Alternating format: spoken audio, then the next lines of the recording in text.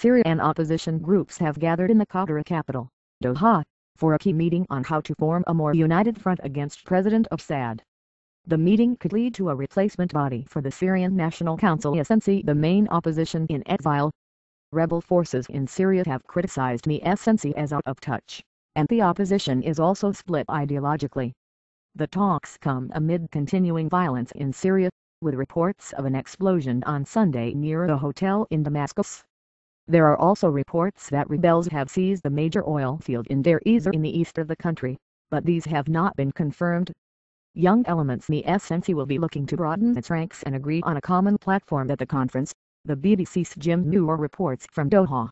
The SNC will be holding 4 days of intensive internal meetings aimed at overhauling its structures completely, our correspondent says, bringing in new, young elements closer to events on the ground, and producing the new leadership.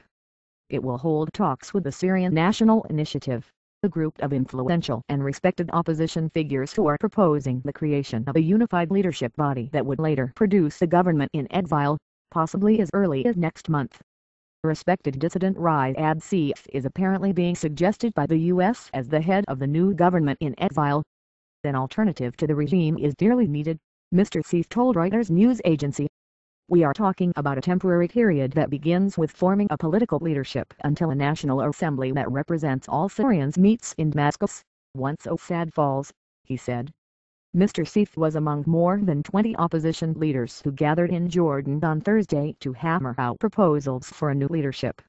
The participants there issued a statement to quell fears that they were planning to negotiate with President Bashar al-Assad. Assad and his entourage leaving power is a non-negotiable precondition for any dialogue aimed at finding a non-military solution, if that is still possible, the statement said. Oil field seized. The U.S. is hoping the new leadership will help bring a successful conclusion to an uprising that has killed more than 36,000 people since protests against President Assad erupted in March 2011.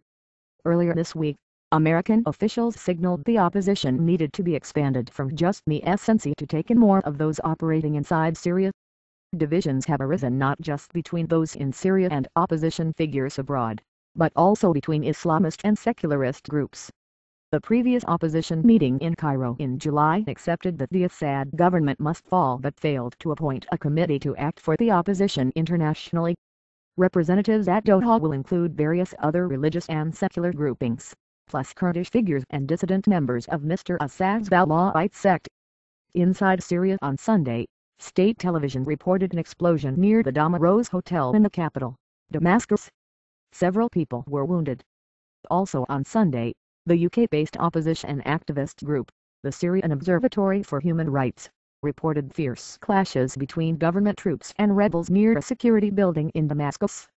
The observatory's director, Rami Abdelrahman, also told Agence France Presse that rebels had seized Al-Ward oil field, east of the town of Maidan in Deir Ezzor province, after a siege lasting several days.